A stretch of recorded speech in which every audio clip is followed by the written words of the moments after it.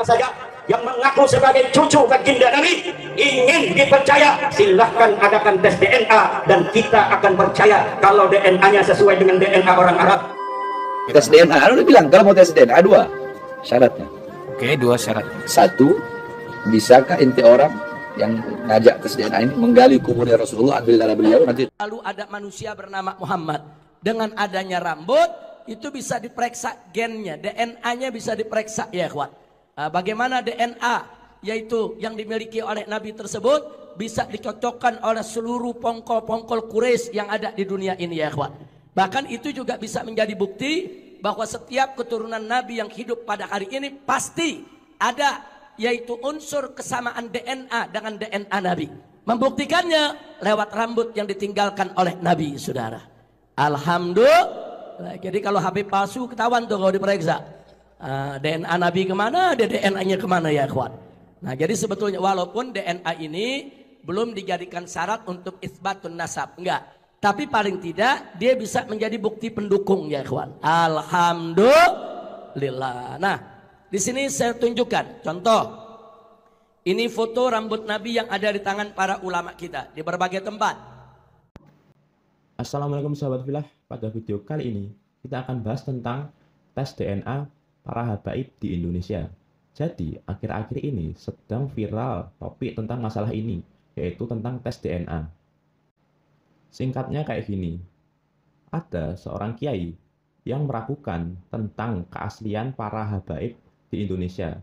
Jadi beliau itu meragukan tentang keaslian apakah para habaib di Indonesia ini keturunan Nabi Muhammad SAW atau bukan. Dan ada sebuah video yang dimana itu diupload oleh Gus Fuad Pleret, yang mana di video tersebut itu viral karena meragukan tentang keaslian sanad para habaib yang ada di Indonesia. Dan akhirnya muncullah narasi-narasi yang meminta para habaib di Indonesia ini untuk tes DNA. Dan videonya Gus Fuad Pleret itu menurutku masih sangat-sangat bisa diperdebatkan. Jadi belum tentu asli kebenarannya. Nah kemudian ajakan untuk tes DNA ini juga mendapat respon dari Habib Bahar. Dan untuk lebih jelasnya, tonton aja video yang satu ini. Yang diminta oleh Kiai Haji Imaduddin seperti itu, jangan salah paham. Jangan seolah-olah memandang Kiai Haji Imaduddin itu menuduh palsu setiap oknum yang mengaku Habib di Indonesia. Bukan begitu, nggak ada pernyataan Kiai Haji Imaduddin yang menyatakan seperti itu, bahwa yang mengaku Habib di Indonesia itu palsu. Nggak ada. Menantang untuk membuktikan secara ilmiah. Maka oleh itu kalian oknum Habib, referensinya jelaskan dalam kitab nasab. Apakah di Indonesia ada cucu Nabi? Di dunia ada cucu Nabi, tapi di Indonesia ini belum ada yang terbukti secara ilmiah bahwa dia adalah cucu dari baginda Nabi besar Muhammad sallallahu alaihi wasallam.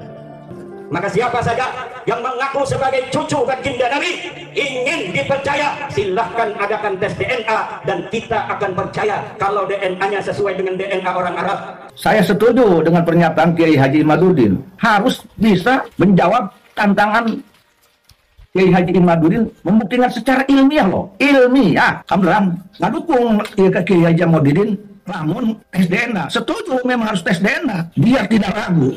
Assalamualaikum. Nah, ini tanggapan Habib. Tes DNA, udah bilang kalau mau tes DNA dua syaratnya.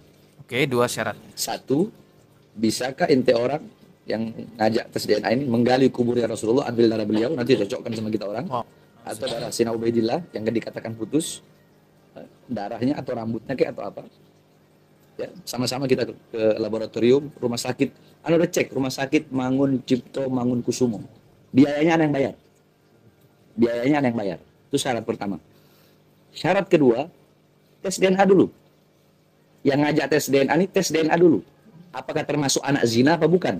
Sebagaimana hadis tadi yang dikatakan oleh Rasulullah. Sebab yang mengingkari keturunan Rasulullah salah satu dari tiga. Munafik, anak zina, atau anak yang disetubuhi dalam keadaan ibunya haid. Assalamualaikum warahmatullahi wabarakatuh. Oke sahabat filah, itulah dia videonya. Untuk full video lengkapnya, kalian bisa cari sendiri di YouTube. Karena yang tadi itu cuman cuplikan aja, atau potongan video. Oke sahabat filah, jadi sebenarnya Habib Bahar dan Habib-Habib lainnya juga nggak keberatan untuk tes DNA. Mereka siap untuk tes DNA. Kalau memang tes DNA ini bisa menjadi cara yang tepat buat membuktikan suatu nasab seseorang. Jadi kalau tes DNA ini benar-benar akurat, maka mereka pasti siap untuk tes DNA. Nah, permasalahannya kan, kita itu membutuhkan DNA Rasulullah untuk bisa mencocokkan dengan DNA para habaib-habaib ini.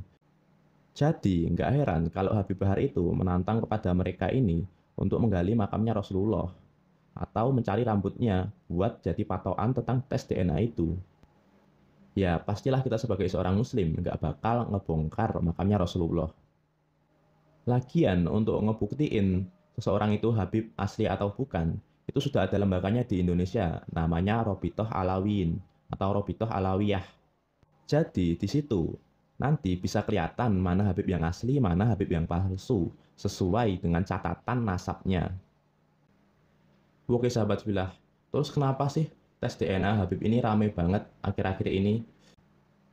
Dugaanku sih, banyak masyarakat yang berpendapat bahwa Habib itu harusnya sesuai akhlaknya dengan Rasulullah. Jadi mereka itu mikirnya kalau Habib itu pasti ucapannya benar, pasti kelakuannya itu baik kayak Rasulullah. Nah, masyarakat mikirnya kalau ada habaib-habaib yang kelakuannya itu nggak sesuai dengan syariat Islam, atau menurut mereka itu kelakuannya buruk, mereka menganggap bahwa Habib-Habib ini Habib palsu atau ngaku-ngaku sebagai Habib. Padahal itu bukan menjadi patokan teman-teman.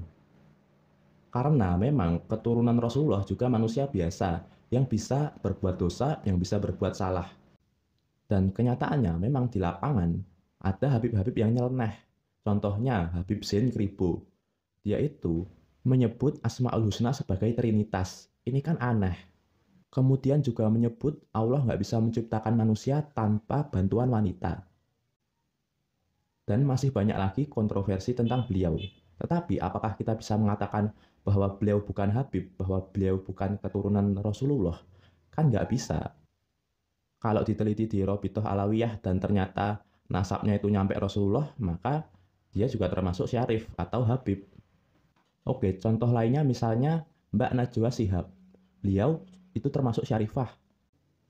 Nah, apa kita bisa mengatakan bahwa Mbak Najwa Shihab ini bukan Syarifah hanya karena dia nggak memakai hijab? Kan nggak bisa. Ya, dia tetap keturunan Rasulullah, namanya aja Shihab, gitu kan ya.